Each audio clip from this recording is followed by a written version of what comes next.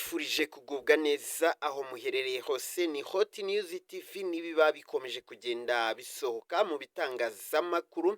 Mbere yuko mvuga andi magambo menshi rero rikamanze mbabwire ko ngiye kureba inkuru irimo kuvuga ko Uburundi bwongeye gushotora u Rwanda kugera naho burashe hariya mu karere ka Bugesera, bukaba bwarashe ku kiyaga cya Cyohoha. Abaturage bari barimo kuroba bagera kuri babiri bahita bitaba Imana bazize ibisasu byarashwe n'abo Barundi, ndetse abandi bantu bagera kuri batatu barakomereka. Ni inkuru tugiye kugenda turebera hamwe rero, ndetse ibingibi bikaba bivuzwe nyuma y'uko mu Burundi ejo bundi imodoka zigera kuri 24 z'amakamyo zari yarapakiye intwaro z'ibirwanisho yaje kuba yahaguruka ntihamenyekana aho yerekeje, ariko noneho tukaba twamenye aho yari yerekeje.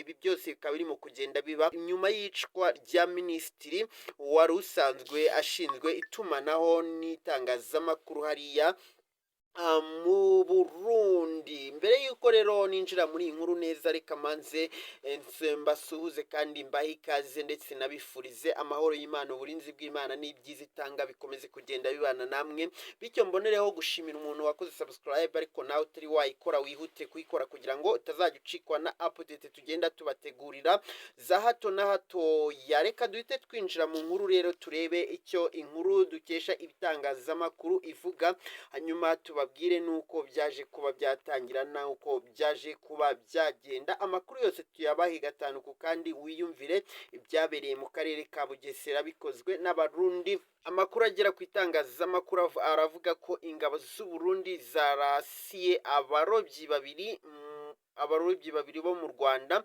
mu kiyaga cya Cyohoha mu karere ka Bugesera. Ibi byabereye mu mudugudu wa Kanombe, akagari ka Murambi, mu murenge wa Nyarugenge. Bikaba byarabaye tariki ya 15 Mata 2026. Amakuru avuga ko kandi ahavuzwe haraguru mu kiyaga cya Cyohoha humvikanye amasasu. Ayo masasu rero akaba yarahitanye abo barobyi. Bikaba byarabaye mu masaha ya kare yo mu gitondo.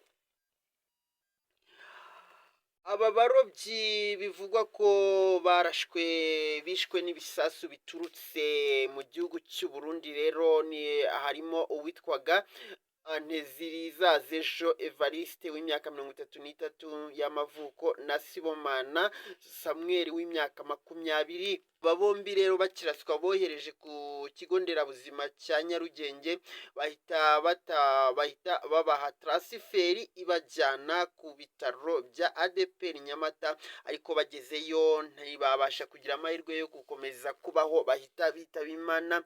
Gusa ni makuru akavuga yuko hari abandi bantu batatu baba barakomeretse bitewe n'ibi bisasu byaturutse mu gihugu cy'u Burundi. Ntago ari rimwe rero, ntago ari kabiri ubu igihugu cy'u Burundi gishaka gushotora u Rwanda, dore ko hari n'ikindi gihe iki gihugu kigeze kuba cyarasa ku butaka bw'u Rwanda. Abantu bakavuga bati ubushotoranyi rero ntago ari ubushotoranyi bwakagombye kuba hagati y'ibihugu bibiri noneho by'ibituranyi, kuko buriya ikibi ngibi byose biba biganishaho ni ukuba kiba kigira ngo bijye mu ntambara, kandi nyamara intambara yasenya niyubaka.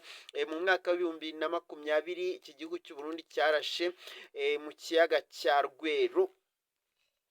Reka dutegereze rero ibyo ingabo cyangwa se igisirikare cy'u Burundi gishobora kuba cyaza kuvuga kuri iri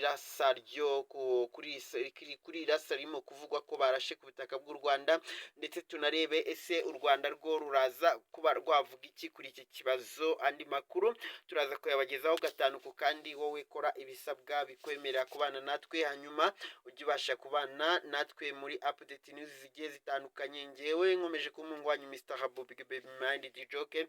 Ndabashimiye cyane rero kuba mwafashe umwanya mukabana nanjye. Turaza gusubira mu yandi makuru n'ibindi biganiro ndakomeza kugenda mbategurira.